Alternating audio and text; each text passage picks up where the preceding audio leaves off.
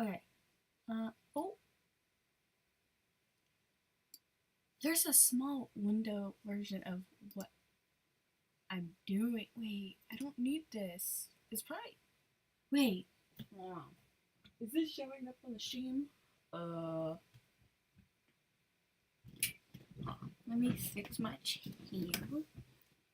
Oh, it is showing up in the corner of the screen. Okay, go. Okay. So, welcome to Seduce Me to the Atome, to anyone who watches this. This is, oh my god, this is a game I used to play quite a bit when I was younger. You know, a game I shouldn't have been playing when I was younger. Trying to see their shadows. I think this one is, if I remember correctly, I think his name is Damien or something like that. I think it's him. He's got orange hair. He was my favorite. I still remember one of the paths I took with him. So,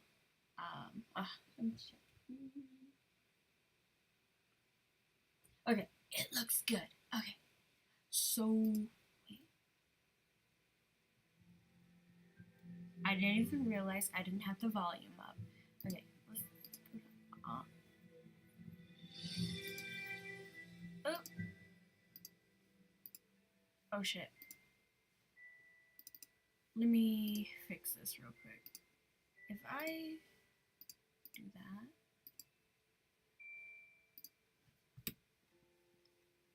Ooh. I'm hoping that still is tracking the character. Hold on.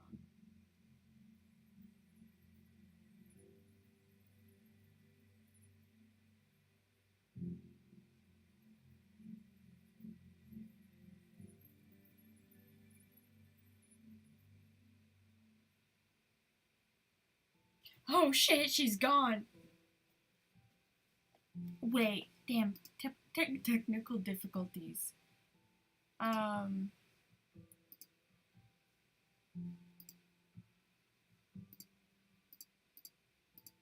am so sorry for this.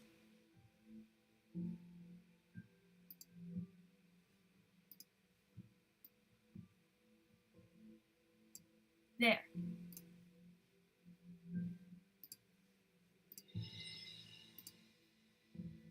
I hope that works. Okay, let me make sure.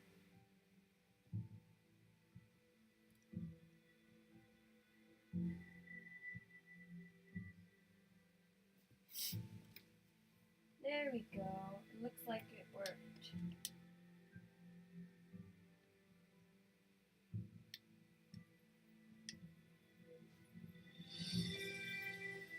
Yes, it looks like it did. Okay, so we got voice acting, SFX, window, transitions, skip forward, actor choices. Okay, I don't think I need to mess with any of that.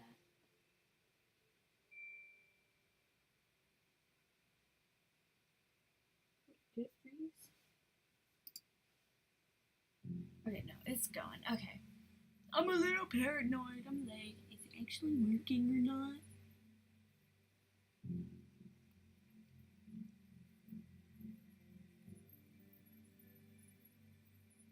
Alright, so new game. I don't remember a shit ton about the game because it's been so long. But yeah.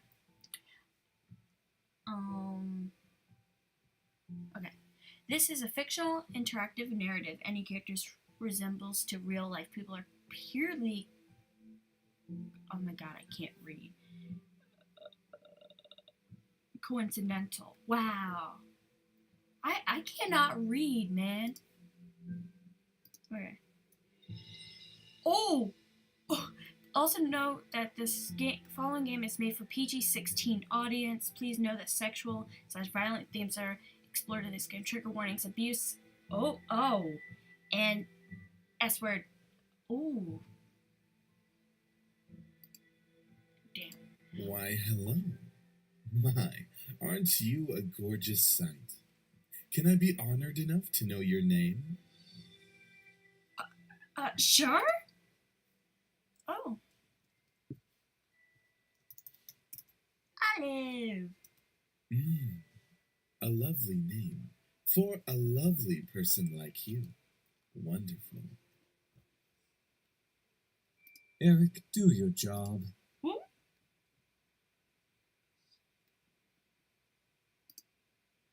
Very well. This game was produced by Seraphim Entertainment under the direction of Michaela Laws and is powered by RenPy Visual Novel Engine.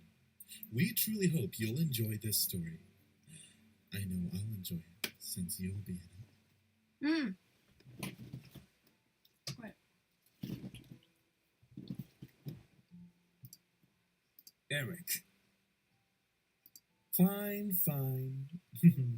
Farewell, my sweet. Somewhere. Oh, damn. Oh, damn. Come on! Is that all you got? Wanna try me, asshole? YouTube, this is all fake. Please don't ban me. Crap! Missed. Let's retreat for now. No kidding. Let's get out of here. That's right. You better run, you stupid punks. Stay out of our territory. Call it fate or call it coincidence, that one moment of violence started a chain of events I will never forget. Oh.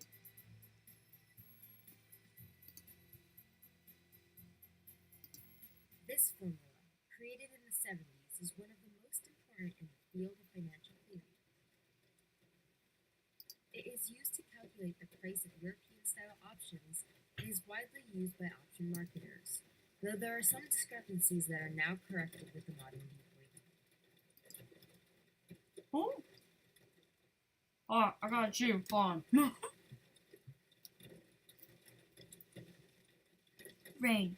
It's been a long time since we've gotten rain around here, but it is the season for rainy weather, so it's not exactly that surprising. Personally, I love the sound of it, the way the raindrops fell, like the soft tapping of fingers. It was so soothing. Even looking at the droplets hit the glass in the window was strangely calming. For this reason, I felt lucky for having a seat next to the window, though I did spend more time staring outside than I did paying attention to glass. Bro, if, the schools I went to was built like the schools, in Japan or whatever, I'd be at the fucking, window just looking out, especially on a rainy day like this, because I love the rain. I'd just be looking out, just spaced out, just probably daydreaming about, my favorite BL or anime or something. And then I'd get in trouble. But it is what it is. The lectures in class were pretty boring. Miss Phillips' voice wasn't what? But I wasn't interested in what she was saying. And since it was the period right before lunch, all I could think about was doing other things in my free time. Honestly, I didn't really care for economics. Sure, I had good grades in this class, but it was only because I read the textbooks and did my assignments as I had to. I was only taking this class because it was mandatory. If it were up to me, I'd probably have taken another course. Luckily, it was my senior year, so after this semester, it would mean the end of high school, of courses forever. Thank God for that.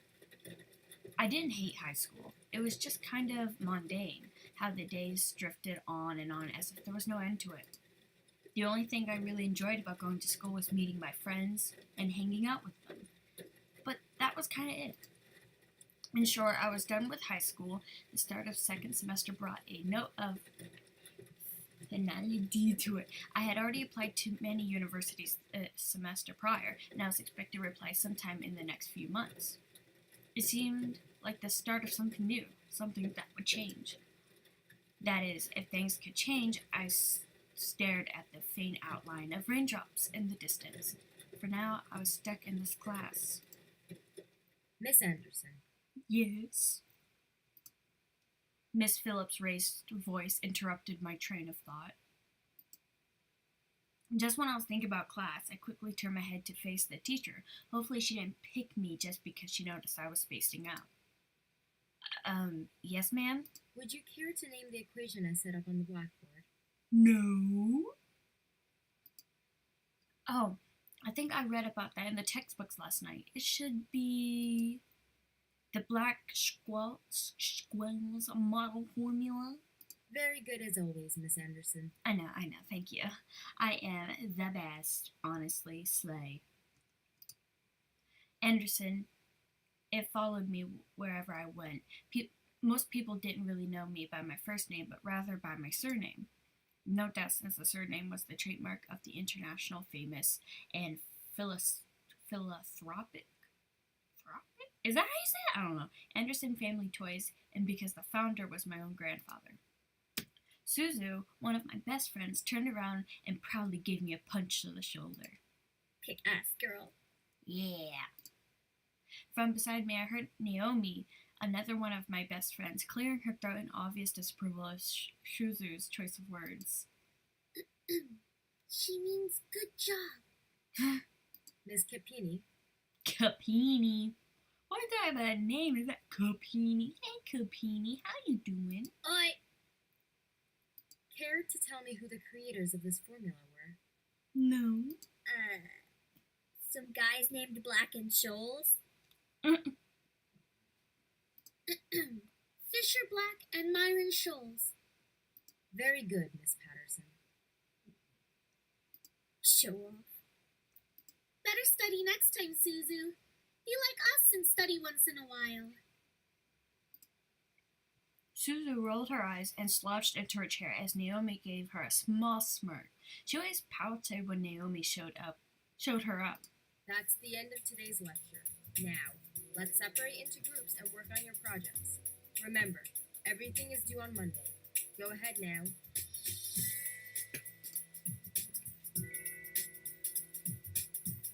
Before I knew it, Suzu and Naomi had scooted their desk to align with mine, and we turned into the three musketeers. Whenever the teacher let the students decide on groups, we always grouped together in our little trio. It was a sheer stroke of luck that we all managed to be in the same class, so we could at least take the opportunity to stick together as much as we could. Besides, we were most comfortable around each other than, say, compared to being around any other classmate. It just made sense for us to put our heads together for any kind of project. I took out the poster we were working on and rolled it open onto the three desks. We were pretty much finished with fulfilling most of the guidelines for the project, though we did still have to add a few finishing touches here and there. After working on making the poster a bit prettier, we sat back and inspected our work to see what we still had to do. Naomi, as usual, was the first to look for any issues. She lightly tapped a pencil against her chin, staring intently at the project. Alright, so let's see. We finished the budgeting section, the building leasing, and the cost for labor. What else do we need? Oh my god, every time I think about it, my Pop-Tart is like, I don't read this. She so straightened up to look at the poster and stroked her chin. After a few seconds, her face brightened up and she spoke. How about a company name? Huh? Did we really skip over that? Of course we did. You always go straight into the logical statistics and stuff, but you completely skip over the fact we need a name for our project. At least we caught it this time. What do we name it? Why doesn't the audio actually work? Auto. Oh.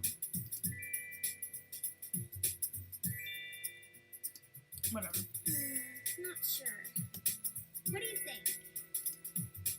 It always came down to me. Whenever there was something to be named or titled, I was the master in ending decision, even when I didn't want to be. I like Trinity Corporations. That is way too predictable. How about the Dragon Company? What do dragons have to do with our project?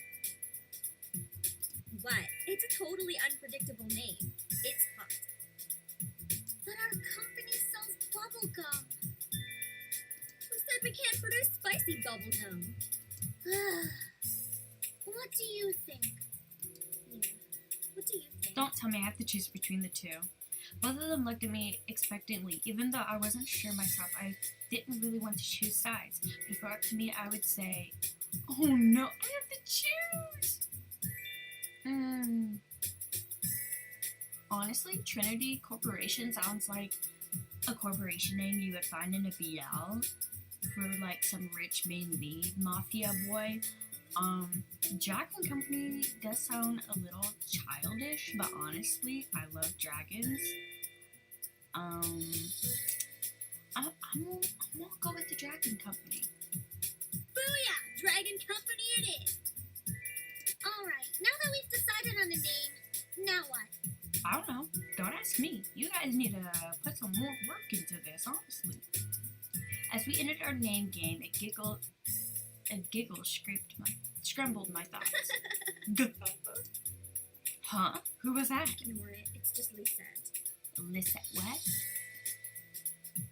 I looked over my shoulder to see her laughing with her circle of friends, mostly composed of popular people that were practically friends with everyone in the school. As a result, everyone in the school knew them, and the center of it was Lisette White. She sat with a posture that indicated that she was still working, but that she also was ready to casually chat about her day. She had an endearing balance of charismatic and awkward, which was readily apparent when she first talked to someone. It was easy to make her smile and laugh, and she was quite the comedian as well. Basically, she was perfect. Why is it talking in past tense? Not that she was like a robot or something, but she was the student that everyone else wanted to be. Lisette was bright, easygoing, and above all, had her future laid out right in front of her. Unlike the average student, she knew what she wanted to do after high school, and as a result, she was confident and ambitious, though sometimes it could rub a lot of people in the wrong way. Moreover, I had known her ever since I was young, but it had ultimately resulted in rivalry that continued today. Damn, how are you gonna be friends with someone and be like, you're my rival? What? Of course, my friends knew what was between us, and upon seeing me glance at her, they shifted their attention to her. She doesn't even look like she's working, in my opinion. She probably is, but she's too much of a stuck-up priss to allow herself to look like she's actually doing work. Oh, come on, Suzu. She may be a little off-putting, but she's not the giant priss that you're making her seem to be. The day she isn't a priss is the day I turn into you. What's that supposed to mean? Never mind. It's about time. Let's bail. Yeah, let's do it. Damn, she's zoomed out. And surprisingly, Shuzu was the first out of the classroom, slinging her backpack over her shoulder with ease, and she quickly strolled out the door. Her seat isn't even closest to the exit, and she always manages to be the first one out of the door. I don't think I'll ever understand that. Me and you both nail me. I wish I was as fast as her getting out of here. Yami folded her arms close to her chest, giving me a disappointed look. Girl, don't look at me like that. Oh, not you, too. She's turning you into a delinquent. Girl. Haha. It's a joke, Naomi. Well, it's not really funny. Man, you guys are slow. Are you coming or what? We heard you the first time. Not everyone has rocket boosters attached to their legs when the bell rings. Are you kidding me? That class was ridiculously boring. Ouch. Even Miss Valedictorian here was dozing off a bit.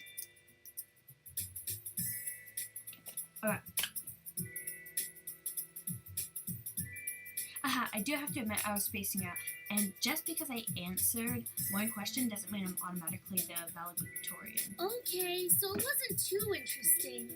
But you should at least pay attention when Phillips is talking about the important parts. So you finally admit it. We're finally on the same wavelength. Welcome to the club, Patterson. Please, don't call me by my last name. This isn't the classroom. And never in a million years will we ever see things eye to eye.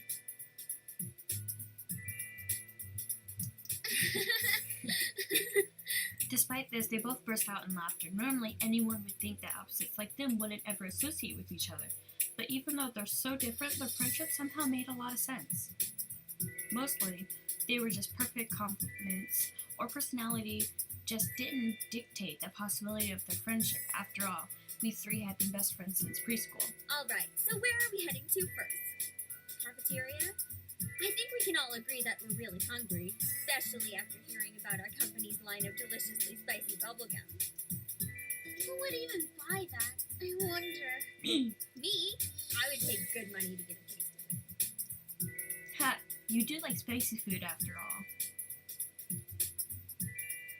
We entered the cafeteria, a bustling room filled with the aromas of different kinds of food. As we got in line, we ordered our meals and chatted freely. Cajun fries and the spicy chicken burger for me. That's my definition of a good meal. That does sound really good. I'll take a tuna sandwich and some juice. You're probably going to need water or something to curb all that spicy flavor, Suzu. Well, tuna fish sandwiches is good too. And juice, if we're like talking about like apple juice is the bomb. But I would prefer a spicy like chicken sandwich and like spicy fries or something.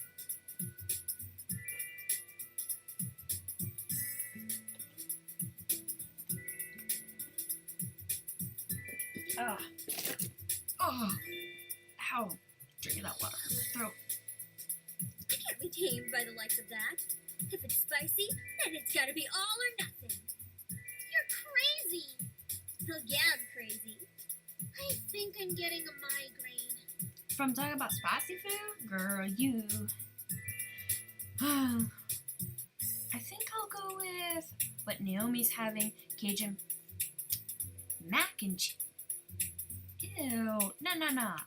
Mac and cheese isn't bad, but it's definitely not my favorite because I'm not a huge fan of cheese. I'm going with what Miss Shuzu is getting because Cajun fries and spicy chicken burger, oh, yes. Once we got our food, we settled down at one of the empty tables, putting our backpacks aside to finally dig into the food. Move the mouse over here. Shuzu leaned back in her chair, tilting it back so that she could rest her feet on the table by her food. All right, then. Is there anything we want to talk about? Love life? Bored already? I know. Let's talk about... Say boys, and I will never speak to you ever again. Damn. Why not? What's so interesting about talking about guys? It's not like any of us are gonna get boyfriends anytime soon. We don't know that. What if one of us does get a boyfriend? Like that's going to happen, Naomi. Look at us. I'm a tiny Italian. You're a ditzy blonde. Damn. Hey! No offense. And Anderson here. Wow. I guess she could land a boyfriend or girlfriend if she wants. She's saying a girlfriend or a boyfriend. Eh? Or girlfriend? Naomi, shut up. You don't know shit. She can be a lesbian if she wants. I don't remember the mentions of lesbians when I was younger when playing this. Whoa. True. That's okay, Shizu. I'm not sure I want a boyfriend yet. Why not? It's our senior year. Might as well get a boyfriend. Maybe she's just not interested in a relationship, Suzu. Well, it wasn't about wanting a relationship, but more of there was no one interesting enough to be in a relationship with. Don't get me wrong, I'm an open person, but there were not many interesting guys in the school to go out with. Who knows? Time will tell. Excuse me. Naomi looked at me, waiting to continue the conversation. However, before she could speak, the speakers in the cafe started up, and an announcement echoed through the cafeteria. Miss Anderson, please come to the main office immediately. Please bring your things with you. What did I do? Oh my. Did I do something wrong? Looks like our plans have been cut short. The men in white coats have finally come to get you. Girly pop, that's not funny. Suzu, don't joke around. What if it's serious? Fine. If something happens, just call us. Funny enough, something did happen, and it was certainly no laughing matter. Cold. It was really cold. The rain became heavier that afternoon. accompanied by rolling thunder now and then. The skies had turned dark, although I couldn't see any of it under the black umbrella. Not that I was looking up. In fact, looking up was the exact opposite of what I wanted to do. I stared at the grass beneath my feet, unable to look up at the people weeping around me. All I could see was the damp grass underneath my feet. Only the monotone eulogies that flowed through my ears reminded me I was at a funeral. What the hell happened? It was only when the speeches ended that I finally was able to raise my head. Oh no! A small gathering of people, mostly made of relatives that I didn't even know were related to me, were huddled around a simple small grave. Harold Anderson, forever in our hearts. For a while, all I heard was the sound of raindrops on umbrellas. If it weren't raining, everything would probably be in. Bro, my mind's dying. If it weren't raining, everything would probably be in a heavy silence. I looked beside me, where my father was standing and holding up a large black umbrella for our small family of 3. His face was emotionless, a strange sight next to my weeping mother. I wondered what was going through his mind. After all, etched into the smooth gray tombstone before us was his father's name. My grandfather, the one who raised me like his own daughter, had passed away that day. That ceremony was small. Only close friends were allowed to come. Slowly, though, people began to leave, leaving my father, mother, and me behind at the grave. A man dressed in a clean black suit under the uniform black umbrella of the funeral attendees walked towards us, introducing himself as grandfather's lawyer. He pulled out a few documents from his suitcase and began to read aloud its contents. And now, I shall read Harold Anderson's last will and testament. Only my parents and I were allowed to be present for my grandfather's will. It was under the strict request of his lawyer, and there was a reason why. And to my dearest granddaughter, I give my estate. All the furniture and decor that resides within the house shall also be given to my granddaughter. What? I couldn't believe my ears. I had earned my family's estate at 18? That was impossible, and yet it was written by my own grandfather's hand. He passed the family estate to her? Why am I not surprised? This is my dad? Boy, if you don't shut up. Dear. Well, did he say anything about what will become of the CEO and chairman position of the Anderson Toys Company? No. It is presumed that the vice chairman will succeed the position. Damn.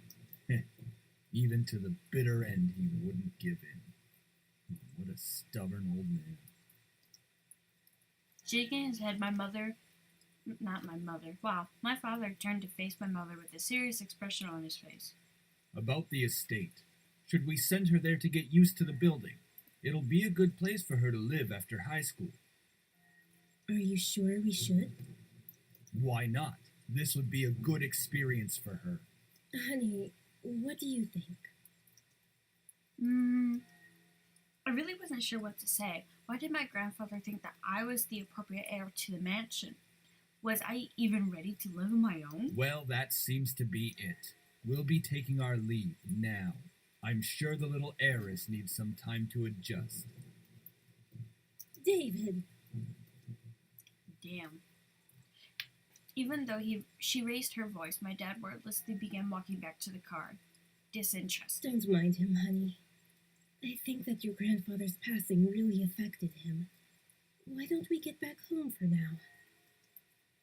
You can go on ahead to the car, Mom. I think I need time alone with Grandpa. Oh, of course. Take all the time you need. She gave me a quick hug and hurried after my dad. I looked around the funeral grounds, which was completely empty, save for the sullen-looking grave that was laid in front of me. I'm sure that if Grandpa were in charge of arranging all this, it would have been much different. It was blatantly obvious that my dad was in charge of the whole event. Who else would bury their own family the same day they pass away? I didn't think you were able to do that. I don't know. Everyone knew my grandfather's love for toys, and yet the grave was a mere stone slab on the ground, void of any children's toys. My dad didn't even bother putting flowers. His disdain for my grandfather was almost pitiful. Sorry, Grandpa. I tried to force out some words, but the only thing that came out was a choked sob.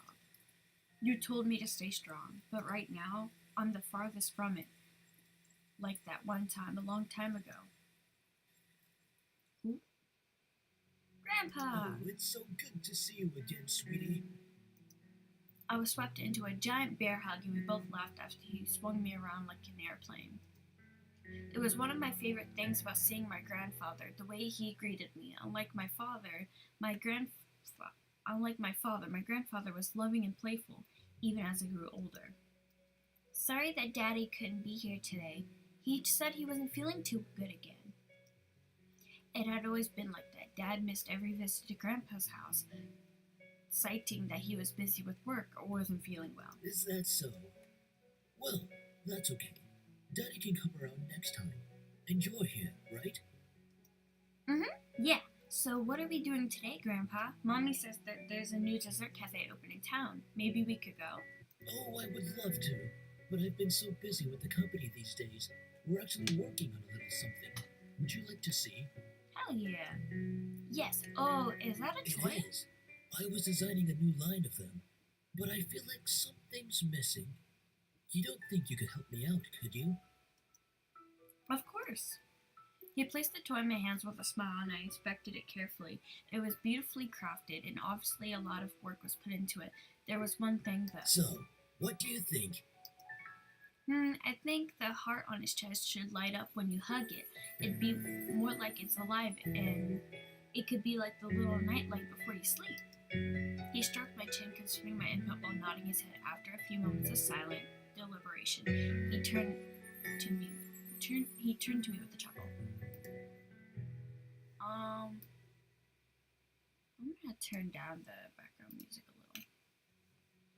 That's a great idea. I'll get to changing it right away. You're always like my little lucky charm, dear. You always know what to add to make the perfect toy. Well, I hope I can be like you one day, Grandpa. You want to make toys as well?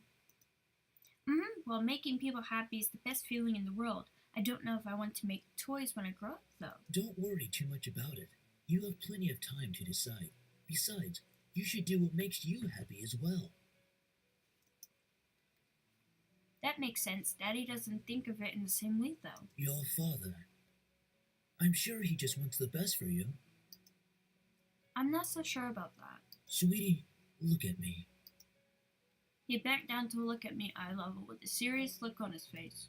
As much as your father may say something that doesn't make sense now, you must remember that he's always thinking about you. He loves you. There's no doubt about that. And you need to love him just as equally.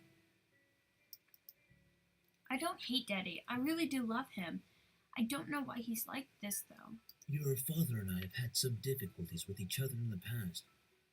But it's nothing that you should be concerned about.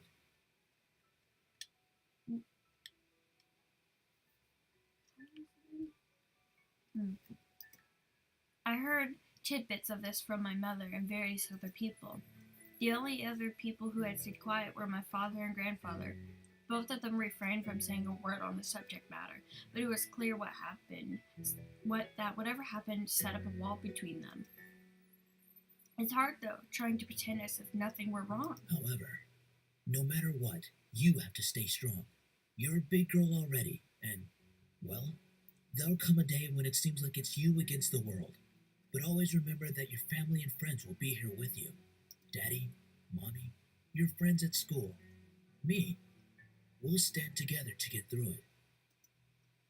How can you be so sure of that? Because we'll be right here and here. He pointed his finger to my head first, and then pointed at my chest. Oh! Wait, no! Shit.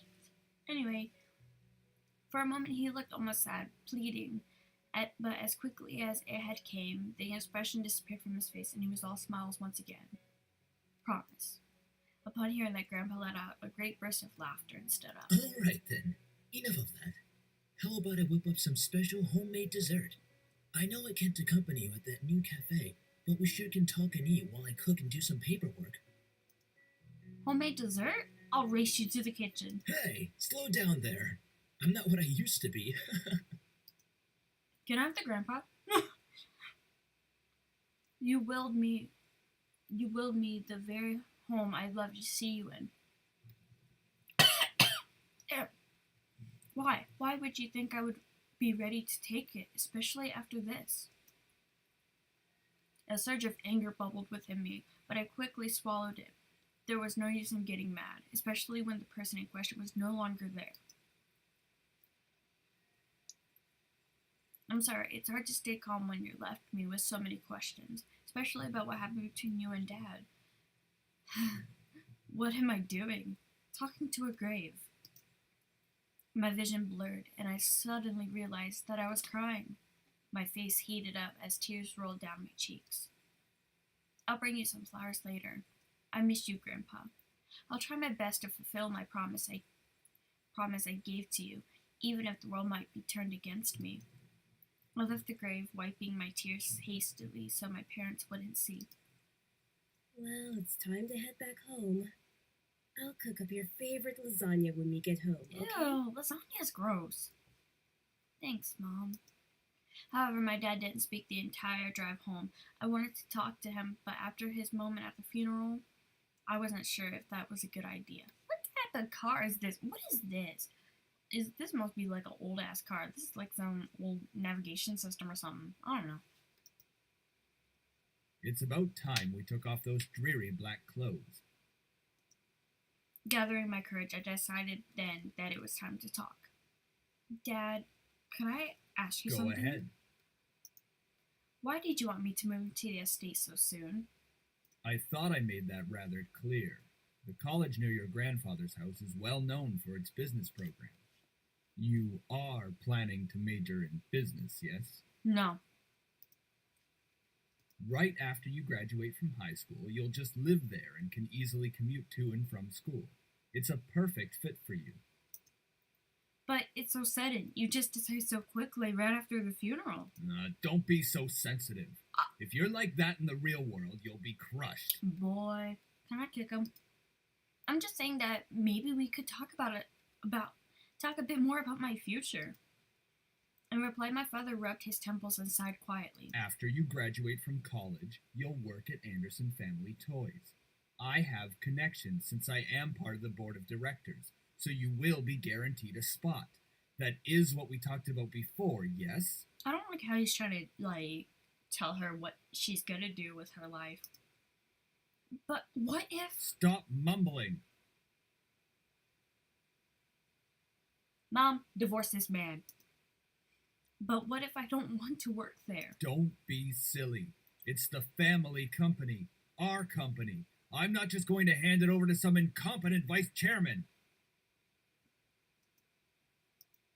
He came closer to me, and his face softened. Look, this is all for the best, okay? You may not know it right now, but you will appreciate it later.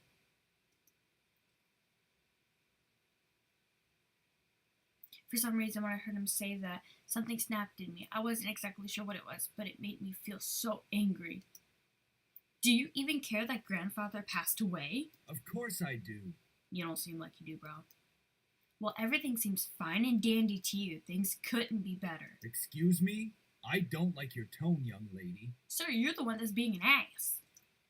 It's like nothing even happened at all. Like, you just ignored the fact that he's no longer here. Do not raise your voice at me. What did he ever do to deserve this? My father, his face hardened, crossed his arms, and erupted in angry laughter. Ha! You sure place him upon a pedestal, like he's some kind of venerated god or something. It makes me sick. Is that it? Are you happy seeing grandfather dead? While everyone was grieving, you were holding yourself back from laughing at everyone's faces? Did you feel just a bit happier seeing him lie in that grave?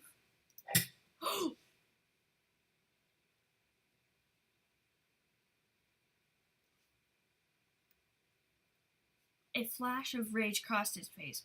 and he whipped the back of his hand across my cheek. Abuse, man. We calling the cops. Mom, call the cops. You don't know anything! Running your mouth like somehow you know everything that went on, when you're just a little girl that doesn't know how to keep her mouth shut! You did not know my father. You did not know what he was capable of. Wow. Is everything all right?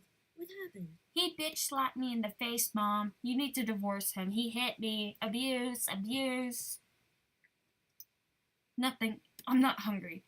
I'll just go upstairs. Honey, wait!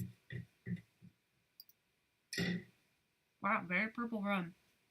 Very much gives me Uki Violetta vibes.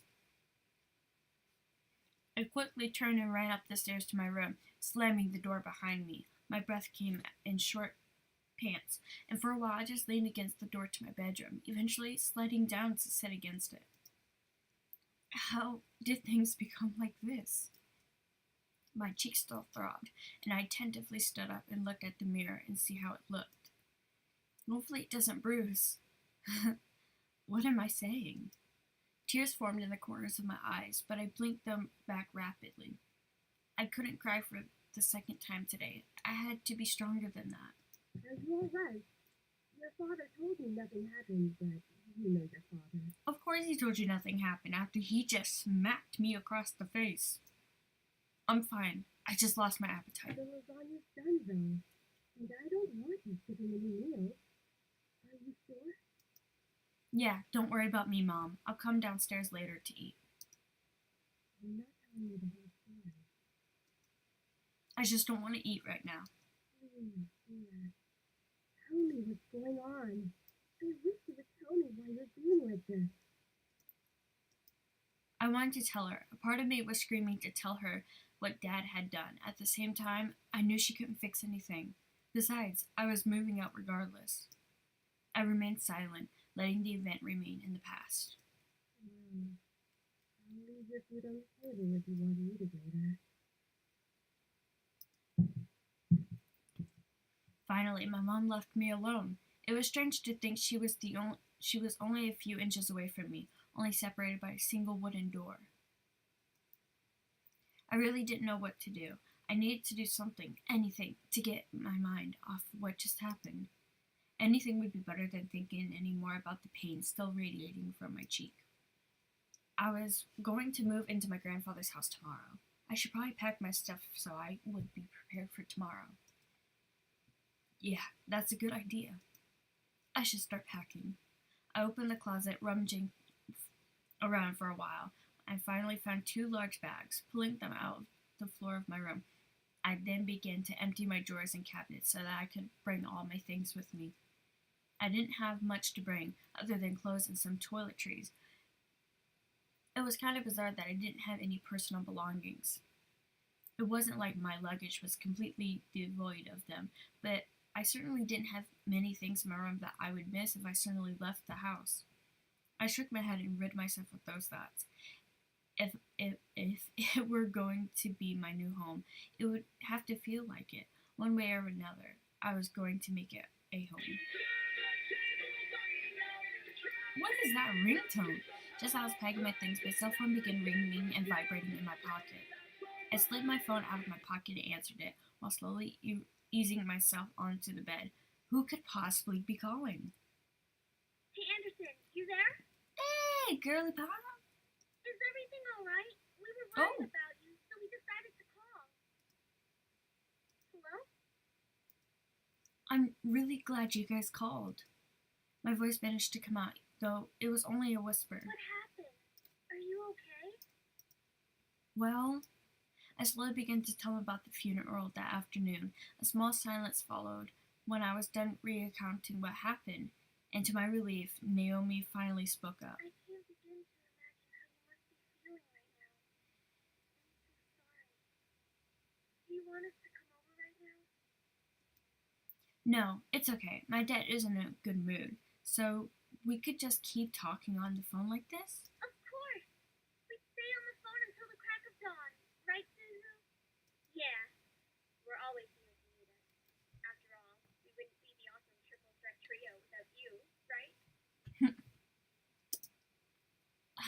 Yeah. Triple Threat Trio? That sounds like the name of a gang. Yeah, I mean, we're all taking on the world together. We've got to sound somewhat scary, or else no one's going to take us seriously. What's with you and naming things? You've got to step up your game, Naomi. Pulling behind the cool kids like Anderson and me. Hey! I'm a cool kid!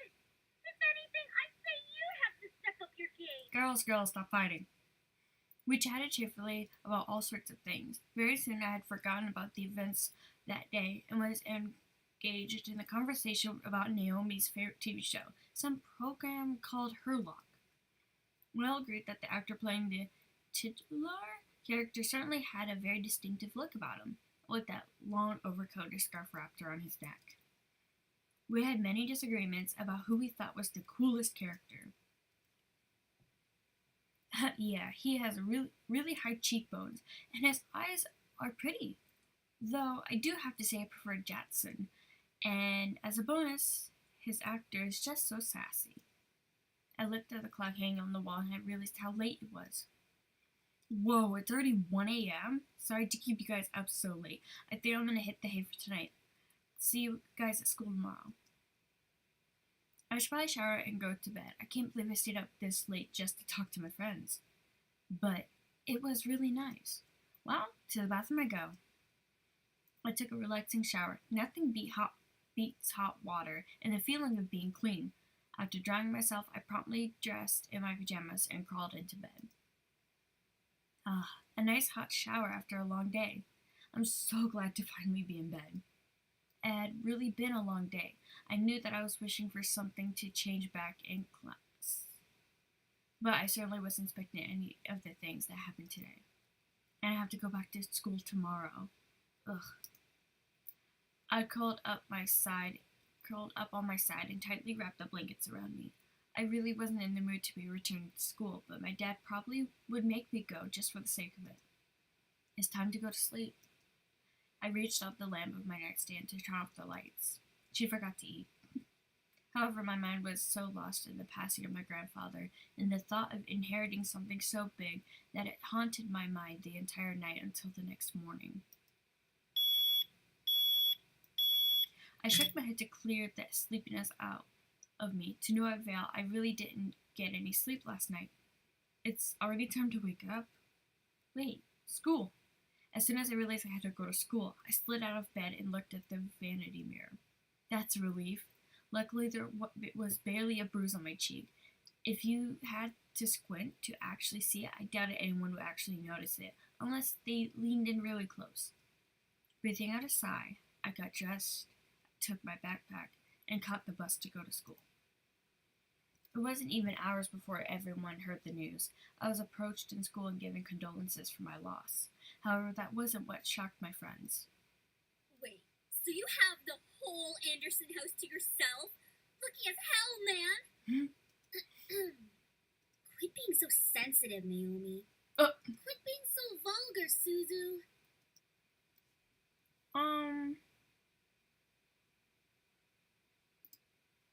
Of course you would side with her. I'm sorry, Naomi. See? At least she knows how to have fun. I know how to have fun. You don't need to be wild to have fun.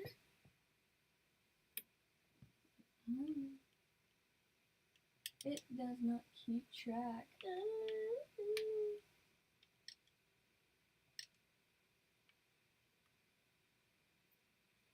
Alright. Guys, I'm going there after school today because my parents want me to get used to living there. Seriously? It hasn't even been a day since you came back to school. I know, but my parents want me to try living there as soon as possible. Still, that's really fast. Are you going to be okay? Of course. Even in the comfort of my best friends, life seemed to keep testing me. What the hell? Hey! Don't go around shoving people like that. Whoops. Did I strike a nerve, Capini? Oh my gosh, she looks like a pick-me girl. Oh my god. Oh no. Oh, I need to sip water.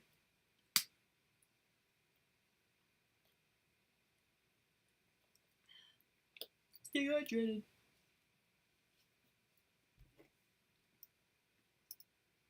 She let out a small laugh as she twirled her hair around her finger.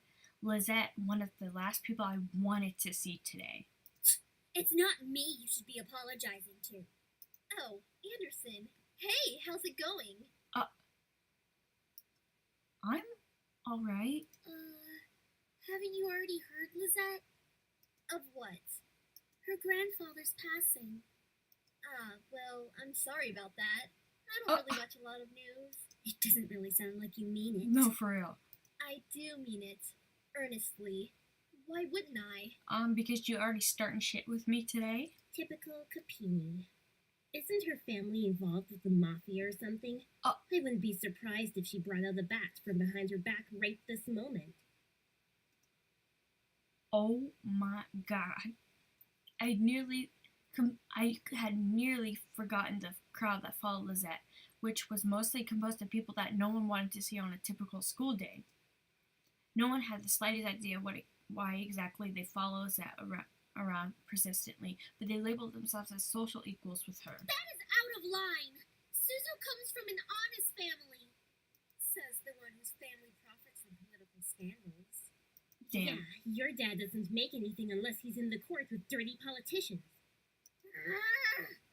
Hey, let's all calm down for a second, alright? I'm sure Anderson needs some time to recuperate. I mean, what just happened? We need to give her some respect. Just stop. Stop acting like that already. Like you feel sorry for me. What are you talking about? I'm sure you're happy seeing me like this. You already have everything you've wanted, and now seeing me like this, life couldn't get any better. Bitterness seeped into me, and words started flying out of my mouth without filter. But honestly, I didn't care. I was so consumed by anger that I only saw Lizette in front of me. What exactly am I to you? Just another part of your obstacle course? Is that what I am? I'm sick of it, Lizette. I'm sick of all these charades. I'm sick of you. Damn, look at her face. Gasps rose from the crowd around her, and I was brought back to the school hallway, even though my friends beside me looked at me in surprise. Oh, she pissed. Uh-oh. One girl looked like she was going to speak up, but Lizette held her hand up to stop her. There was an emotion in her face that I couldn't quite make out, but I could see a form of pity in her eyes. No, don't you dare pity me. I looked away from her. I didn't want to see that emotion in her eyes when she was talking to me. She didn't have the right to look at me that way. I'm sorry. I know your grandfather passing away must have really taken a toll on your emotions. She stepped towards me and put her hands on my shoulder, giving me a tiny smile as if for old time's sake. But for some reason, I didn't feel comforted at all. Not that I was just angry at her, but the expression on her face when she leaned in close to me contorted into something complex. Something was different about her. I couldn't quite put my finger on it, but something about her had definitely changed. Well, I'll be going for now. Track meet responsibilities and all of that stuff. See you later. Something about Lizette made me feel uncomfortable. I wasn't just angry, but also uneasy. What was it? I had never seen her like that before. But I decided to pay no further attention to it. She continued running down the hallway with her gaggle of friends behind her. I refocused my attention to Miss Phillips, who was walking down the hall towards me. Is everything alright, girls? No, but you know. Nothing we couldn't handle, Mrs. P. Just a bunch of snobs. Damn. Suzu, hush! It was nothing, Mrs. Phillips. I see. Well, Miss Anderson, please accept my condolences for your loss. Thank you, Miss Phillips. Your grandfather was a good man. He really upheld the philanthropy of his company's policies, and the money that went towards charity, too. I know, he was amazing. I really looked up to him, and I want to be as good as he was. Well, I know that you'll be as great as your grandfather. Hell yeah, she will. She'll be 10 times better than her grandfather. Would I really be better than my grandfather? Everyone seemed to have high expectations for me. I wanted to do my best to make my family proud, but to be better than my grandfather, I wasn't sure about that. From outside the school window, I saw a familiar blue car pull up to the curb. Undoubtedly, it was my father in the driver's seat. Oh, my ride's here. Well, I guess I'll see you both tomorrow. Want us to come with you? Oh no, it's okay. I'll see you. You'll all be fine. See you tomorrow. Hey, Dad. Hey, honey. Bitch. As I got in the car, I noticed my father looked troubled, clutching at his steering wheel and staring straight ahead as if something was really bothering him. About what happened yesterday. I'm sorry for yelling at you. Mm-hmm. Does your cheek still hurt? Yes, it hurts a lot. I hope you feel guilty. No, it's nothing to worry about. I mean it. I shouldn't have laid a finger on you. You know that you're my most precious daughter. You're all that I have. Yeah, he couldn't bring himself to say he could never say to me for such a long time. I always wanted to hear those words to affirm how he really felt, but I guess even now he couldn't say it to me. I turned my head and looked out the window. There was no point in waiting for someone that was never going to come. And like that, he started to drive, and the conversation between us ended. I decided to focus my attention on the passing scenery. We were taking the usual route to grandfather's house. It was located within the vicinity of the school's district, but it was still pretty far from the school and from where our house was.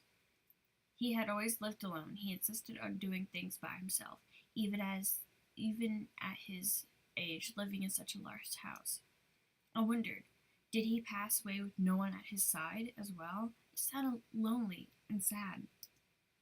It was strange that he decided on living all alone in his large estate. If anything, he could have lived with us. Though he and my father probably would have given each other the silent treatment the entire time, maybe living alone was preferable to that. I actually hadn't visited him for quite a while. Visits to his house were most frequent when I was a child, and I had grown up long since then. The last time I visited, though, I thought he looked just as he usually was, happy and healthy. But things change. In the back of my mind, I know that he would have to leave one day.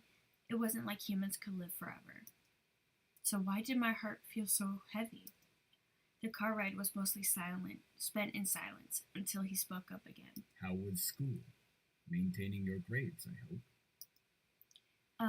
Yeah, I've been trying my best as of so far. Trying? That's not really doing the best you can, is it? Shut up. With my father, only some words I had were filtered through his ears. It was difficult to keep up a conversation without eventually talking about academics or my future, even if it was something loosely based on it. He always found a way to interrogate me. Anyway, your belongings are in the trunk. There isn't a lot, so I'm sure you can manage bringing them inside the house. After all, you are on the road to being independent now. Yes, I can manage on my own. The usual silence resumed between us. I really wasn't sure what to say around him, especially when most of the time we didn't share the same opinions. One question did linger in my mind, though if he was going to justify acting so nonchalant at grandfather's funeral, I had the right to at least know why. Try again. Say, Dad, about you and Grandpa. We are not talking about this. I feel like we should, because Grandpa did leave us yesterday, so... I wouldn't care if he had left even long before that. I do not want to hear it, and that is the end of this conversation. You know, F this man. As always, he managed to shut down any other form of conversation related to him. It was just like what happened last night. I opened my mouth slightly, but I closed it again.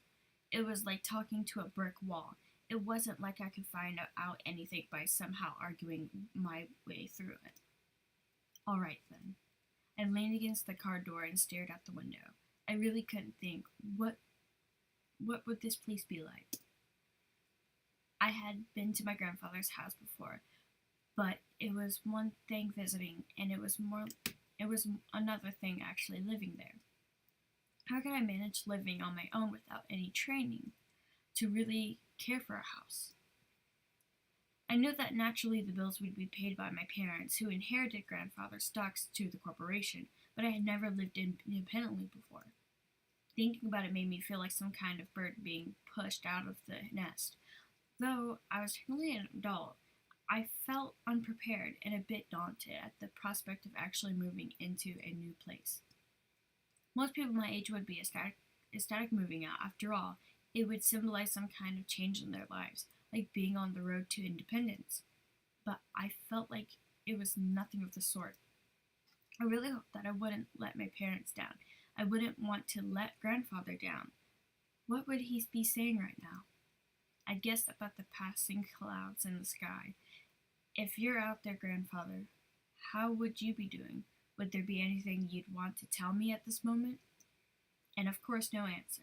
What was I doing? Searching for an answer in a heaven that would or would not exist?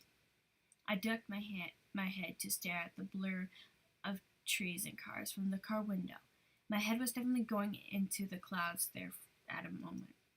Either way, I found myself driven off to my new home.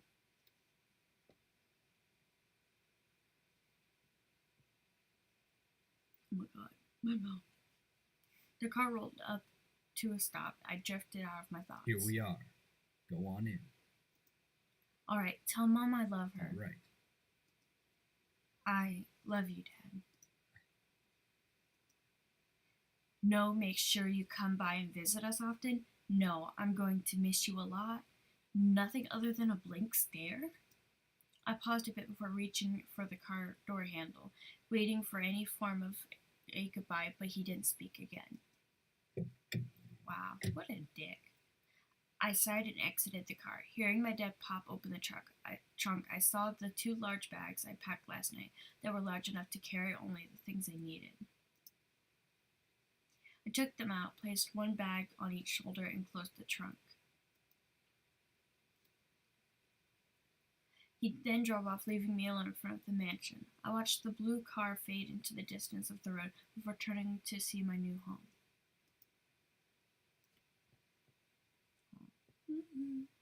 There it is. It's huge. My grandfather gave me this. It's hard to believe. The house was framed by a set of tall gates, and I hesitantly pushed them aside to take in the entire estate. The house still looked like it was when I last visited him. At a glance, it seemed kind of intimidating with this size, though if I came closer, it was clear that there was more to it than that. The brick walls were framed by shrubbery and lovely flowers, giving it a homely and welcoming look. But in contrast, the tall doors into the house gave me an uneasy feeling of grandeur. Who knew what was waiting for me? But I wouldn't back down from this moment. I took out the key in front of the doors and locked them. Well, might as well make myself at home. I'll be staying here for quite a while anyways. That's when I saw them. Lying on the floor was a group of men. They were all unconscious, but there was no explanation as why they were there in the first place. I dropped my bags and I let the door close on its own behind me. Huh? Who the heck are these guys? Why are they here? What's going on? Some of them had open wounds. The blood was staining the floor, and the scent was intermingling with the air. I couldn't help but feel bad for them instinctively, but nevertheless, I was shocked and a bit angry at the sudden intrusion. My mind suddenly went from caring and concerned to confused and demanding answers. Who are you guys? No response. I'll call the police. Still nothing. None of them seemed to be awake to answer or respond to me. It just seemed surreal to have random strangers in the house I just moved into, but I wanted answers quickly. That was until... Get away from me. Woman, you're going to let me kiss you. No, I'm not going to. First of all, don't call me woman. 2, you ain't gonna demand that I kiss you. No. Or that you kiss. No. Boy, you don't sit your ass down. I couldn't believe it myself, but with a mere blink of an eye, one of the men went from laying on the ground to being right in front of my face. What was even more odd was the fact that I felt serene and calm about it. Boy, if you don't let go of my chin. Slowly, desire burned from my chest, telling me to accept his kiss, even when my mind evidently refused. Uh-huh. Go ahead. Good. Why? Hmm. As he kissed me, I could feel my body go weak. I didn't know why, but that kiss was draining me of my energy, and yet it was good. It made my heart sing. It was a strange, tingling feeling that danced over every nerve of my body. I could feel streams of interchangeable energy run up my body into my lips. It felt odd, but at the same time, it felt amazing. Sam, stop it. Hmm? His name is Sam? Oh, Lord. The person kissing me? Sam was his name? Glanced behind him. I said stop. Now. Fine. Finally, he'd pulled back, and when I was left standing there in a daze. What? Huh? I couldn't tell what was going on. My mind was completely enwrapped by the kiss in my thoughts and melted into the depths of my forgotten memories. Please forgive my brother. He's a bit reckless. At least I feel a hell of a lot better than you right now. Damn. Because you used your abilities on her. Sam, you're such a reckless brute. Taking advantage of a beautiful young woman like her. Shut that pretty boy mouth of yours before I rip it off your pretty boy face. Damn. Jeez, you guys, can we not fight right now? Not all of us are in the best state. I guess you are right, Matthew. I agree. There's my boy! However, as the men got up and started to chat freely, my thoughts began to reassemble, and I remembered my confusion and anger once again, only now multiplied tenfold. What? Huh? Did you say something beautiful? And I exploded.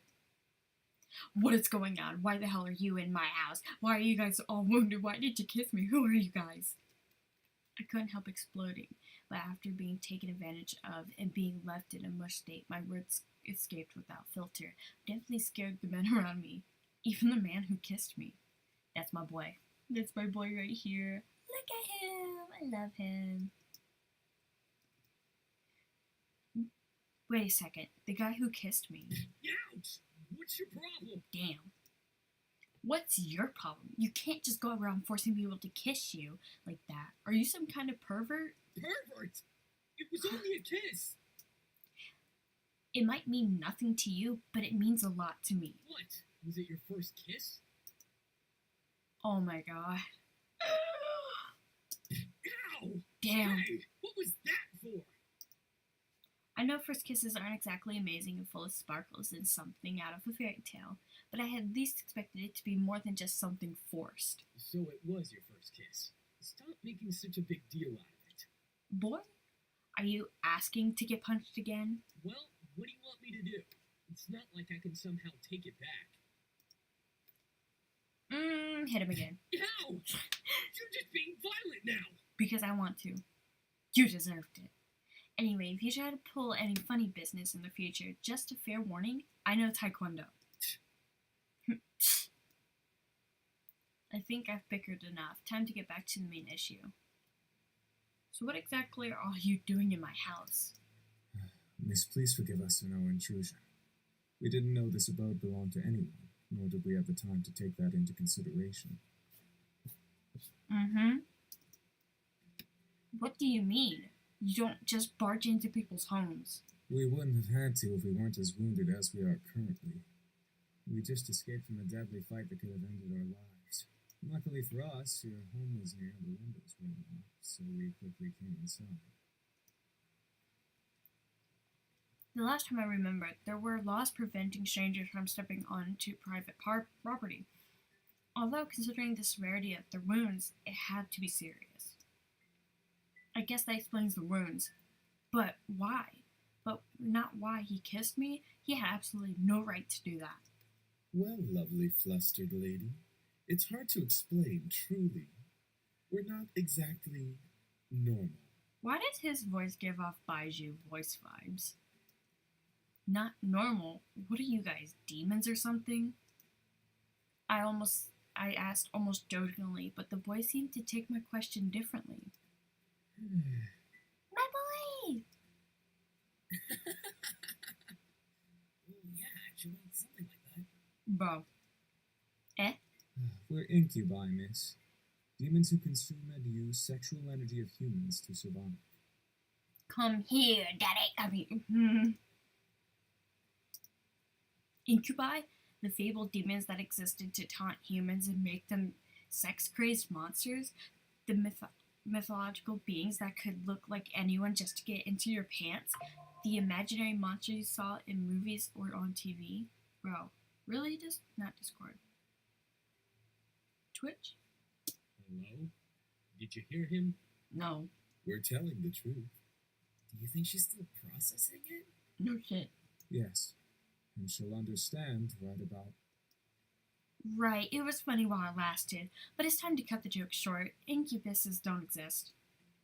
There was no way they existed. That would be practically impossible.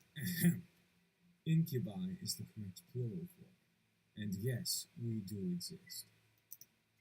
Prove it. As soon as the words left my mouth, I instantly regretted them. Very well. Eric, go ahead. Oh god.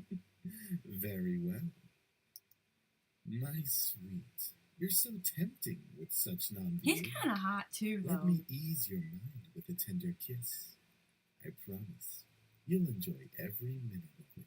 Another And kid. maybe you'll even want more. What? Once again, I was lost in a pool of calm insincerity. Staring into Eric's eyes, I felt a wave of heat course through my chest and onto my face, painting my cheeks red in their wake. I couldn't help but nod and agree to his offer. Yeah, okay. Hey, yo! More. Huh. With another kiss, my heart began to flutter once again in my chest, and my mind was sent spinning in a heated, passion-filled pleasure. Yeah, I could feel my body drain of energy as he kissed me. All right, that's enough. Aw, very well. I feel so much better. As he pulled away, I was left in a mental mush pool.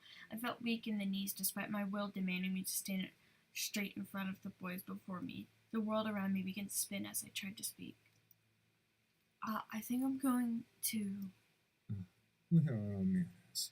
I'm James, and these are my brothers. Sam, Eric, Matthew, and Damien. Yes. Oh, I did remember his name right. Miss, are you okay? No, y'all just sucked my energy. Shit. She fainted. I like how Sam's like, shit, she fainted, bro.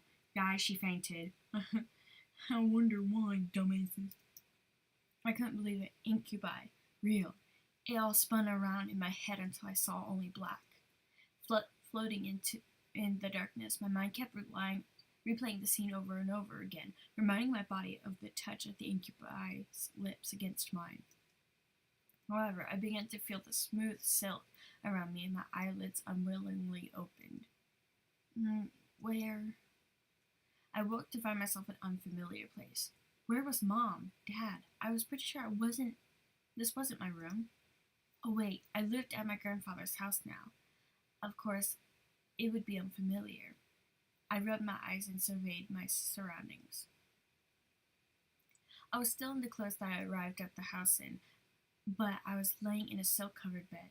I remembered coming in the afternoon, so why is it nighttime already? Suppressing a yawn, I stretched my arms. Maybe I should order some food delivery. I was feeling pretty hungry. I was about to sit up, but I suddenly realized that I wasn't alone. My boy! Oh my god, Damien, yes. Hi! Huh? Ah! Since when was he standing there? And who the heck was he? A guy in my bedroom? Did we? There's no way. Sorry, I think I was saying my thoughts aloud. Why was I apologizing to a stranger who only said 2 words since I woke up? Wait, he looked eerily familiar. Then it all came back to me. incubus. He was an incubus. He and his brothers came here for refuge, and 2 of them kissed me, and then I fainted. And that was how things came to this. Oh. Say something. He was leaning against the far wall, looking at me. My heart began to race as I thought of the endless list of possibilities this situation brought me. I hated the thought of being under an incubus's powers, especially in a bedroom. Be calm. We can trust Damien. I took a deep breath, and I was sure if any of them wanted to take advantage of me, they would have already. Yeah, I'm awake now. That's good. What was the heart? There was a heartbeat thing right here. I saw a small form of a smile on his face, which made me blush a bit. Why, though? One thing still concerned me, though. I'm not going to use my powers on you. Huh? How? I can read minds. It's an ability I was born with. Each of us has a different ability, outside of our usual mind-altering powers.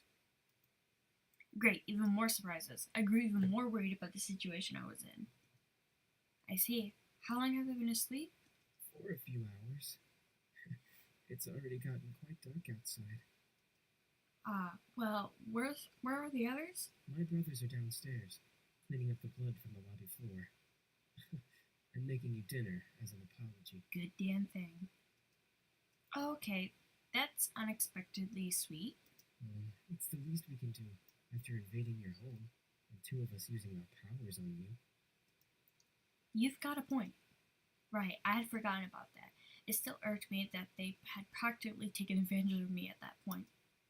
Even if they were demons, it was pretty rude to demonstrate their powers by kissing me. I wasn't some kind of human plaything. All of this seemed pretty unreal. It was like something out of the romance novels that Naomi sometimes reads. I wished I could have went back to sleep and forgotten all about this. Maybe I should have just called the police on them. Then I would have never landed myself in this situation. Do you feel well enough to get out of bed? Yeah, I think so. Whoa! Trust me, I won't let you go. Yes, Daddy. I'm not so sure about this. I promise. Okay, I trust you. Good. I was speechless. He was carrying me as if I weighed nothing. He was so strong. Thank you. Oh. He read my mind. Oh yeah, I forgot. It's all right. I'm used to it. I decided to close my mouth for the time being so that I wouldn't weird him out or make things more awkward than they already were. Well, he didn't seem to mind carrying me or listening to me talk, so at least things weren't too strange. Damien seemed very quiet and calm about everything, especially with the situation we were in. However, there was sort of longing in his eyes when he looked at me that wasn't lustful. It was more in admiration. Once we reached the lobby, I decided that I felt well enough to walk on my own. As strong as he was, it was like he was carrying nothing. I didn't want to make him carry me everywhere. Yeah, that'd be mortifying. Thanks for carrying me, but I think I can walk by myself now. I'm not saying that I didn't like it. I mean, I liked it. Not in any weird way, of course. It's not like I get carried around all the time. What I'm trying to say is that it really was nice of you to do that. I start to fumble over my words again. Real smooth. It's no problem. I'll be heading to the dining room then. Alright, see you. He gently lowered me to the ground before he walked off quietly, disappearing into the shadow of the dark lobby. Oh, hi. Hi. Suddenly, a boy who looked around my age, or possibly younger, bounced up to me. He looked vaguely familiar. Oh, wait. Ah, you're Matthew, right? That's me. Are you feeling any better now? We were all worried when you suddenly passed out. I'm fine. Really? Your face is kind of red. Do you feel sick? No, I'm fine. I'm sure of it. I must have been blushing when Damien was carrying me downstairs. How embarrassing. Well, if you say so. I hope Sam and Eric didn't make you upset.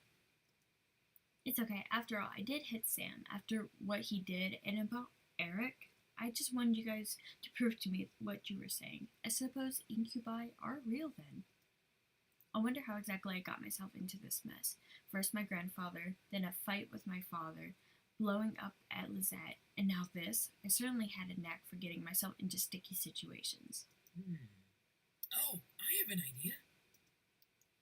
He shoved his hand into his pocket with a cheery grin on his face. Wait for it. Wait for it. Is he trying to do a magic trick? Ta-da!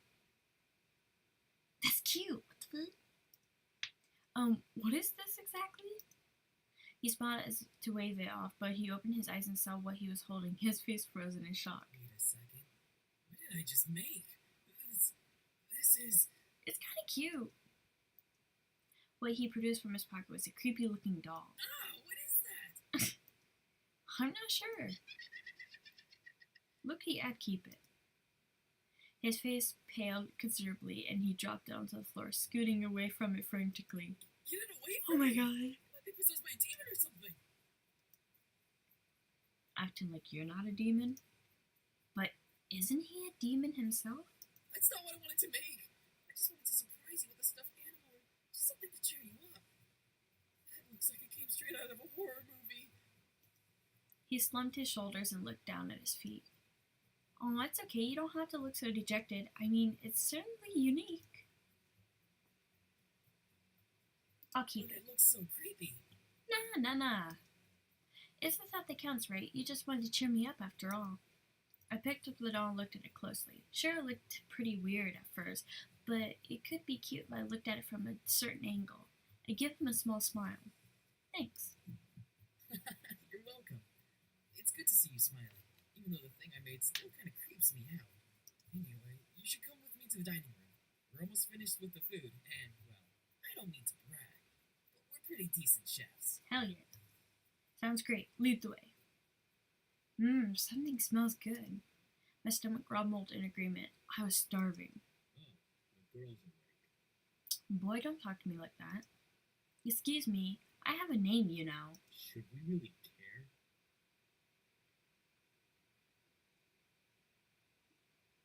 I don't like your attitude. Sam, I will roast that tongue for dinner if it doesn't stop flapping in that idiotic mouth of yours. You tell him off. Whatever. I apologize for his attitude. Oh, that's fine. Good. I hope you'll enjoy the meal we prepared for you. Meal? For a second, my mind didn't understand what James meant. Maybe it was the dog getting to my head and distracting me. Ah, that's right. Damien and Matthew mentioned that they were making dinner as an apology. Oh, wait, you didn't have to. We insist. Besides, it's quite impossible to undo our cooking, even if you command us to. Why does he kind of sound like J. Michael Tatum? All right, well, thank you. Matthew put down the last of the plates on the table and bowed a bit exaggeratedly to me. Oh no, my eyeballs dying. To the table with a sweeping motion. There we go. Dinner's all served. The table was filled with various foods from an eclectic section of cuisines. One portion of the table was filled with elegantly plated Asian foods, another portion some yummy-looking desserts. Oh my god. And there was yet more and more plates that I could have possibly imagined. Whoa, that's a lot of food, and it looks all good. We hope you enjoy it, my sweet.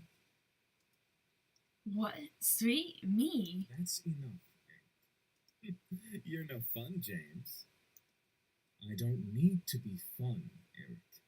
Miss, please follow me. Damn, we trying to, get with all these incubuses, bruh. I didn't know what came over me, whether it was his politeness or maybe his power, but I couldn't help but take his offered arm. He kind of fine, too. James seemed very sweet and intelligent, but aside from that, there was something that set him apart from his brothers. Not to mention, he didn't really seem to hold much appreciation for them. Miss, I have to ask, why do you live alone? Well, it's kind of a long story. I'm all ears if you wish to tell. Yes, Daddy. Yes. To put it briefly, I just moved here today. That explains the luggage you brought in when you came through the front doors. By the way, you put your belongings in the room you were sleeping in. That seems to be the master bedroom, I believe. Thanks, this house is really big. I don't think I'm even exploring the entirety of this estate when I was a child. You lived here before? No, truth be told, this is my grandfather's house. I used to visit him all the time when I was younger. May I ask why you now live in your grandfather's house? 'Cause he's dead. He actually passed away yesterday. It was a bequeathed to me in his will, and I was sent to live here, whether I liked it or not. My condolences. It seems like you don't like the idea of living here. No. It's not like I don't like this house, or that I don't have any fond memories of being here. It's just the implications that come with staying at this estate. It's kind of complicated to explain. How do you feel about it? I certainly wasn't expecting that question, but in a good way. It was different from what I had heard the entire day at school. I appreciated the fact that he was willing to listen. I feel angry, sad, scared, and confused. It's hard picking out the different emotions that I'm feeling right now. I wish I was stronger. You don't have to be strong. What do you mean? I understand that you're going through a difficult time, so it's okay to feel those emotions. You don't have to be strong at all. Thank you. All right. There seems to be a small bruise on your cheek. He noticed? Oh my god. Bro, yeah, my dad hit me. Can you kill him? He caught me off guard with that comment. I thought no one would have noticed something as small as that. Oh, I'm fine. He stepped in and leaned in closer, a bit too close for comfort. Or maybe it was just me. Inspecting my face, he was really quite tall, having to bend over so much just to look at me straight in the face. It was hard to look at him, especially when he was so close. After a few seconds, he straightened up and began walking again. Well, if you're having any problems, I'm always here to listen. That's really kind of you to offer that. My pleasure. Here's your seat. Let me get your chair for you, lovely lady. Oh, Eric was very charming and his smile pulled at my heart. The way he kept flirting with me definitely designed him as the designate. Oh my god, I can't read. It is 1:30 in the morning. Designated him as the charmer of the demons. Yet there was a little distance in his eyes. By the way, I apologize for my behavior earlier. Stealing your second kiss like that. Huh? Oh yeah, when I didn't believe that they were incubi. It's fine. I mean, you didn't get up and grab a kiss for no reason. I'm not as forward, unlike Sam. Suddenly, Eric leaned in and whispered in my ear. I won't lie though. I enjoyed kissing you and feeling you melt in my arms. Get the horny hammer. I was torn between smacking him and trying to play it cool. Play cool. You're quite the charmer. Yes, I am known for that. As much as I do appreciate the constant compliments, you don't have to keep talking to me like that. Like what? He batted his eyelids as if he had no idea what I was talking about, and I couldn't help but laugh. Well, like you're trying to get into my pants half the time. I can assure you, I'm just a lover of beautiful women. Something tells me there's more to it than that. For a moment, he looked away, losing a bit of his smile. Before I could question it, though, he turned back to me with a new teasing smile. Did you want there to be more? No. I didn't want to hit him, but I didn't know how to react, so I couldn't look at him. He merely chuckled again in my ear. Sorry. You just look so cute when you're blushing. I felt my face heat up simply from his words. I then felt Eric take my hand and kiss it gently. I hope you'll enjoy dinner, however, my dear. I drew my attention back to the dishes. I was both intrigued and slightly scared by the amount of food they made. Seeing my expression, Eric leaned forward and proudly smiled, gesturing to all the dishes with a dramatic sweep of his arm. I made almost all of the dishes myself. Humorously enough, Matthew looked up with a shocked expression as if he was betrayed. His face changed instantly to that of a frown. And I'm the queen of the Nile. What's that supposed to mean? Me, you, and James did the work together, dummy. Damn. It's you, James, and I, Matthew. Little boys will always make mistakes. Yeah. Matthew looked at James in disbelief, probably before siding with Eric, and he annoyedly swiped back to Eric to confront him. I'm not a little boy. I'm barely a year younger than you. Well, you certainly don't act like it. I really couldn't help but laugh. Matthew seemed very much like a kid. He was adorable. However, I couldn't help but feel in a way that he was much more mature than the others, especially Eric. Huh? Is something funny? No, it's nothing at all. Thank you for the meal, all of you. Oh. You're welcome, miss. Such a well-mannered young lady. Beautiful inside and out. Eric, knock it off. In agreement with Matthew, Sam, I'm not saying that, hit up his head and glared at Eric. Seriously, you're getting really annoying with that suck-up act. It was obvious that Sam was the bad boy of the group. He had this big, tough act, and it was obviously he was physically stronger than the rest of the guys, but was there more to him than that? I'm just trying to be a gentleman. The young girl has already gone through so much. She deserves a good treatment.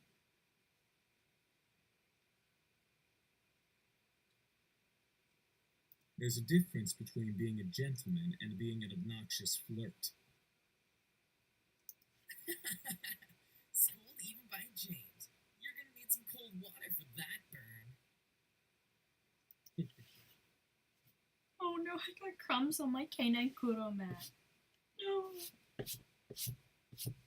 Ew. my baby. By the way, I don't believe we caught your name even though you know each of us. These nuts. I'm Olive. It's a pleasure to finally know your name. Yeah, that's a nice name.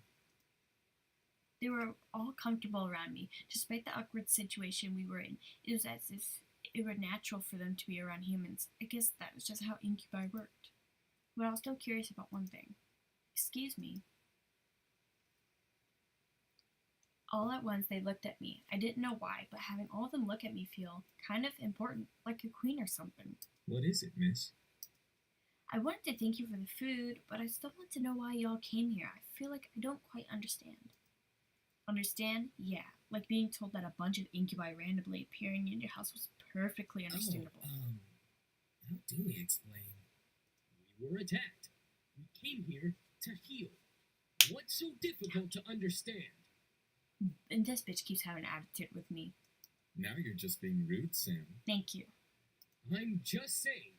How is that difficult to understand? No, I mean, what specifically happened? Well, you see, we've been traveling around for quite some time now. Just recently we came into town, but we were jumped by this band of misfits. So, in order to escape and heal, we came here for shelter. Again, we apologize for the mess we made. It's fine, I guess. So, you're all better now, right? Yup, all thanks to you. Huh? Me? You see, beautiful, we feed on sexual energy. But we don't just get it from kissing lovely ladies such as yourself. We can simply touch someone's hand to obtain sexual energy. Everyone carries sexual energy, you know. I was still in shock about their powers. It wasn't just kisses that gave them power. It was anything physical. No wonder I was out for a while. These incubi intrigued me, but at the same time I could almost hear a warning siren coming out off in my head. Is there anything else you wish to know? Well, what do you all plan to do now? Yeah, what are we gonna do now, James? That is a very good question. We just got here and surely we'll be hunted again if we leave. We can take him easily. Not without more training, Sam. The result of that was clearly evident in our last encounter with them. At that moment, I didn't know what came over me, but I suddenly felt sorry for them. They couldn't possibly survive out there. If they didn't know it was illegal to break into people's homes, they probably didn't know a bunch of other stuff that would probably cause chaos all over town.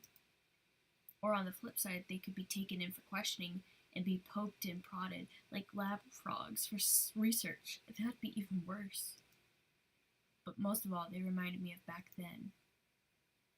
I was standing alone. The entire classroom was filled with laughter and chatter, but I stood amidst of it, quiet and alone. It was strange seeing the whole world pass in front of me with such vibrancy, all while I stood there.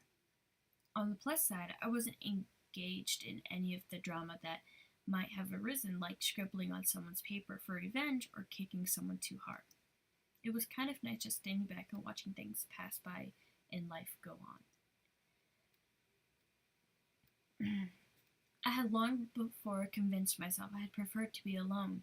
I often said to myself in encouragement, yeah, I want to be alone. There's no one I like better than me, so I had to spend more time with myself. But there was a certain bitterness that, coupled with being alone, made me feel so sad. There was a difference between being alone and lonely.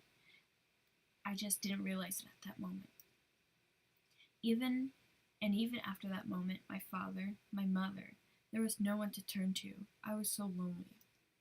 That's when I decided on it right then. I was going to see my grandfather. I didn't care if my father wouldn't take me. I was going to walk my way over there and see what he had to say about it. I had never seen him before like that. What better time to see him then? If no one else was going to help me with that, what I was feeling, I might as well have turned to him. So after school, I decided to walk there. I had no idea how to get there, and I was armed with only a scrap of paper, and I just scribbled on it. As a 7-year-old, I obviously had great ideas. I soon became lost, and like I always did when I felt lost, I just stood there on the sidewalk, being pressed up against the wall and eyes looking at the strangers passing by.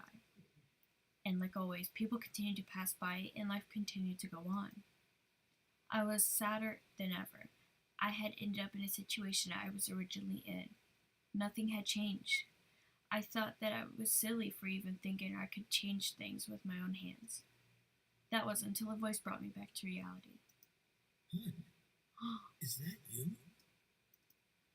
I looked up and saw an unfamiliar face, but it was obvious that whoever was talking to me knew who I was.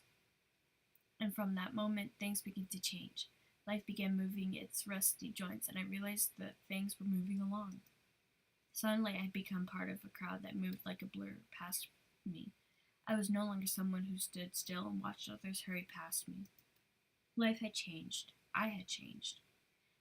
Because the very person who found me that day was my grandfather. I had the opportunity to help them.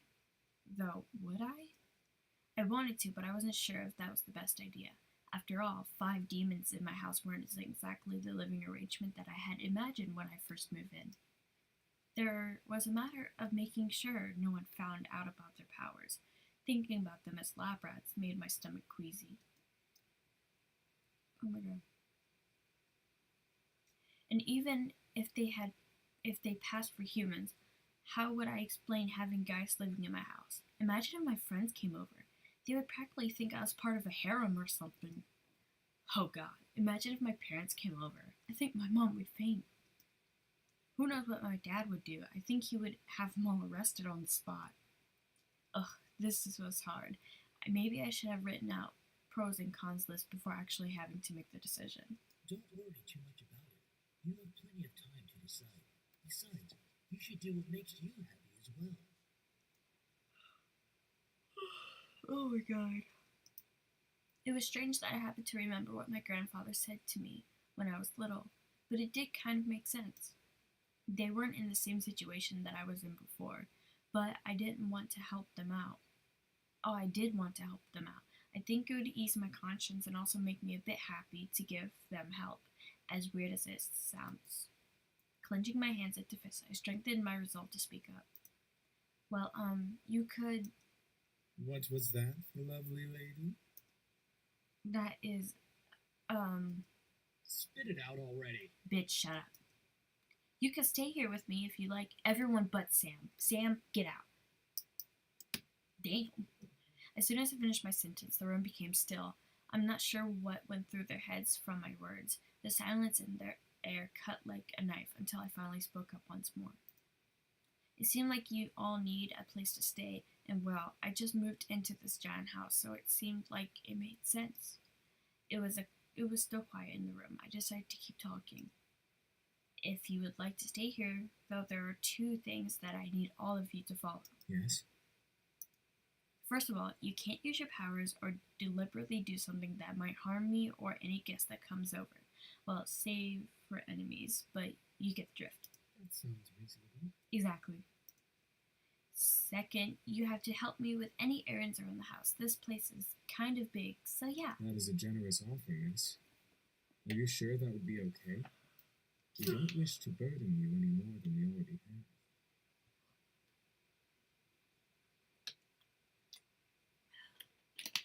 Damn.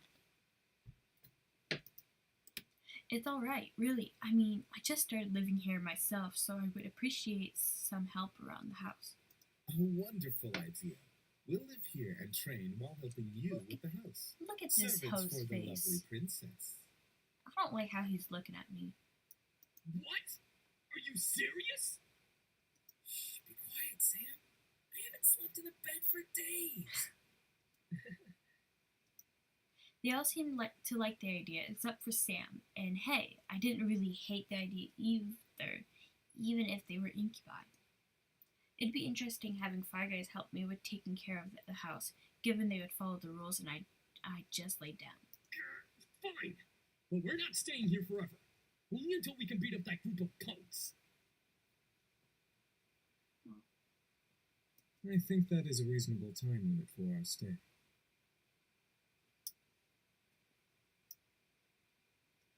Yes, this is awesome. Also beautiful. If you need a bedfellow. Damien. Eric, knock it off. I was happy they agreed. Maybe it was because I wasn't going to be lonely for a while. Maybe it was because they all needed help and my my want to help was fulfilled. I would never be sure. So what are we waiting for? Let's celebrate and dig in. Finally, I'm starving. I'm starving. Instantly, Matthew and Sam began to stuff themselves with food on the table. I noticed James' eyes twitching in irritation, so I stuffed my incoming laugh. Really, you two? You're both acting like pigs. Let them have a little freedom, James. It's not like we've eaten recently either. I'm sure they've been starving. Still, that's no excuse for stuffing their faces like backyard swine. I almost couldn't hold it in. But I did. So I did. What? I don't But I did, I guess. I merely smiled before I took some food for myself. There was one piece of food that intrigued me and was barely touched by the boys. It looked like green pasta with shrimp over it. Ooh. Huh? What's this? This is a shrimp pesto dish. No. Pastas are my specialty, so I'm positive you'll enjoy it. Pastas are my specialty too, boo. I twirled some around my fork and tried it. I could feel a senses open as my taste buds practically melted in delight at the taste. It was creamy and savory, almost impossible to describe. This is amazing. I'm glad you like it. At least someone here in the room has taste. Matthew and Sam glared at James before they continued to eat. I couldn't help but smile at the brotherly quarrel before eating the rest of the pasta on my plate. James seemed to really hold high standards for his brothers, though it wasn't my place to question why. Eventually, we all ate dinner together. It was strange, eating with just guys, but they were enjoyable to be around. They made me feel like a part of their family as we ate together. However, our peace was soon disturbed. Huh? It's my mom. Excuse me. Hello? Hey, honey, how are you? I'm sorry I didn't get to see you all. Hi, Mom. Everything's fine. I'm actually eating dinner right now. Good. So there was food there. Your father wanted me to call and talk to you about having a house party tomorrow night. Celebrate the new house and all. No. A house party? Tomorrow night? So soon? Your father insists. You know how he is with I knew exactly what she meant. He didn't like long, relaxing periods between important events. It was slightly messed up. I was expected to act a job of a dime, from moving immediately the day after a funeral to my grandfather's house, now to organizing a party. I know. Well, since I don't exactly have you two here to help me arrange it, I'm going to need some time to prepare things. Oh, that's fine. I mean, there's no we can help. I have work, and you know how your father is. I know. I have to do it myself. He won't help. I'm sure it'll be amazing, honey. Stay safe with you. Thanks, Mom. All right, I gotta go. I love you too. Love you too, Mom. Great. Now how am I going to do this? Is something wrong? She has to organize a house party for her parents. Huh? How do you... Oh, right. Mind reading. But yeah, I gotta do it soon or my parents will be really disappointed. I'll have to stay up and organize everything tonight. Hey, why don't we help you? That's what we're here for, right? I don't see why not. I can name a few reasons why we shouldn't. Shut up. Sam, Back off. Oh my god. we'll take care of everything, miss. Just leave everything to us. That was surprising. I didn't think the boys would offer help right off the bat. I couldn't help but smile. I was actually rather thankful now that I had let them stay. Now I didn't have to do everything alone. As I kept thinking about it, I couldn't help but yawn. Feeling a little tired over there, Princess? Yes. Yeah, it's been a long day. At least tomorrow's the weekend so I can sleep in. Then it hit me. Wait, where are you all going to sleep? We found some guest rooms on the opposite end of the house from the master bedroom. I'm sure those will do just fine. Oh, got it. Alright then, I'm heading to my room to study and sleep. I guess I'll see you all tomorrow?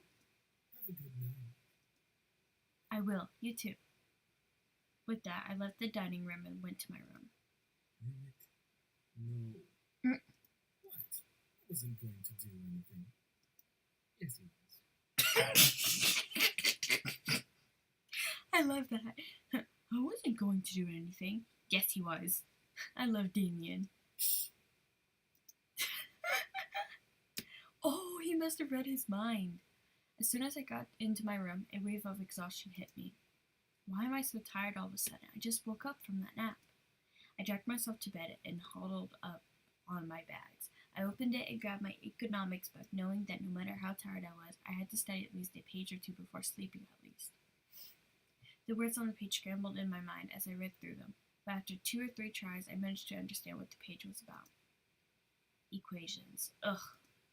Finally, I decided to change in my pajamas and head to bed. Today had been a long day and I needed rest. Hopefully tomorrow will be better. 3 days of surprises in a row would kill me. With that thought in mind, I drifted to sleep, embracing the darkness of slumber. You fucking brain boys think you're all that, huh? Save that to the end of my pistol. Okay, I'm gonna make sure it saves. Okay, I'm gonna end it here. Let me go back to menu. Okay, there we go. Yeah, I do not remember a lot of this game as it was literally long time ago when I played it. I was a little child who should not have been playing this game, but you know. Anyway, yeah. So yeah, thanks to whoever watches. You can already tell who my favorite is, or at least favorites. Well, at least who my main favorite is. So yeah, I'm gonna head off now. Thank you. Maybe I'll stream another video of this tomorrow. I don't know, it depends. But I'll try to get a part 2 of this and Doki Doki out as soon as I can. So yeah, thank